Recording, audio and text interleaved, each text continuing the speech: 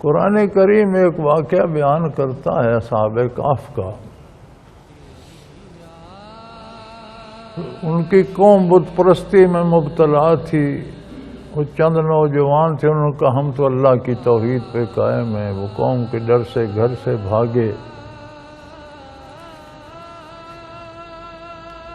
ایک غار میں چھپ گئے جسے کاف کہتے ہیں۔ وہ علاقہ جو ہے وہ وادی اسے رقیم کہتے ہیں، اصحاب کاف و رقیم۔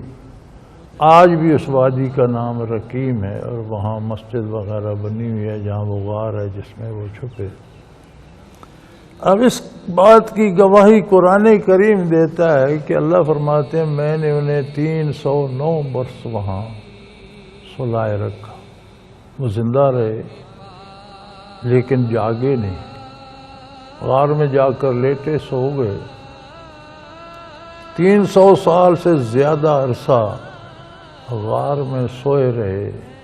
اللہ کریم فرماتے ہیں میں ان کے پہلو بدلاتا رہتا تھا۔ سورج کو میں نے فرما دیا کہ طلوع کے وقت بھی ان سے بچا کر گزرو، غروب کے وقت بھی ان پر دھوپ نہ پڑے، جسم خراب نہ ہو۔ کیوں؟ 3 صدیاں بیت گئیں، پرانے شہر اجڑ گئے، نئے آباد ہو گئے، پرانی حکومتیں چلی گئیں، نئی آ گئیں۔ اس بت پرستی کی جگہ چونکہ عیسیٰ علیہ السلام کا دین تھا، عیسائیت آ گئی، اسلام آ گیا، اس سامنے وہی اسلام تھا۔ وہاں 300 سال بعد جو حکمران تھا وہ دیندار تھا، لیکن قوم بگڑ گئی۔ اب اس کی جو جسے آپ ایلیٹ کلاس کہتے ہیں، امراء جو ہیں، طبقے امراء بگڑ گیا۔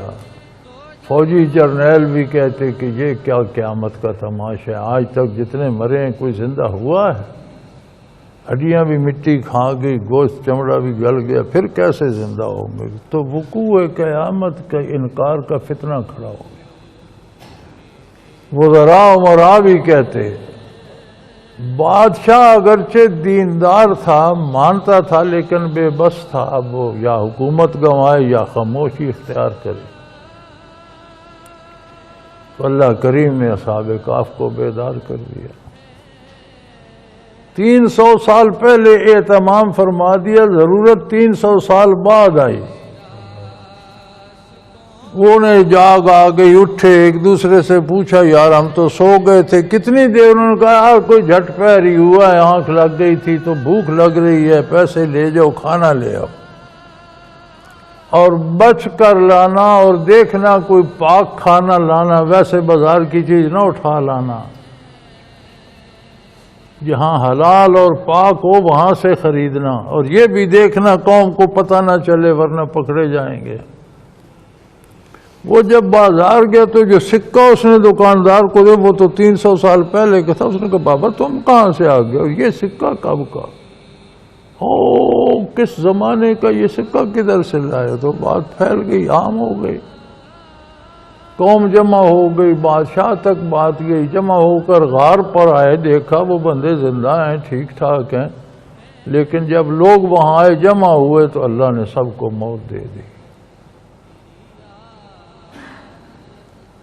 بتانا انہیں یہ مقصود تھا کہ اللہ قادر ہے، جو 300 سال زندہ رکھتا ہے وہ مرے ہوئے کو پھر بھی اٹھا سکتا ہے۔ بھلا 300 سال بندہ کھائے پیے بغیر زندہ رہ سکتا ہے؟ اس نے رکھا، تو وہ سارے لوگ قیامت کے قائل ہو گئے۔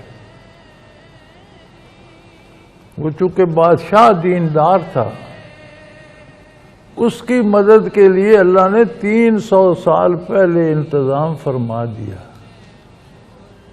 اس کے اپنے فیصلے ہیں نا۔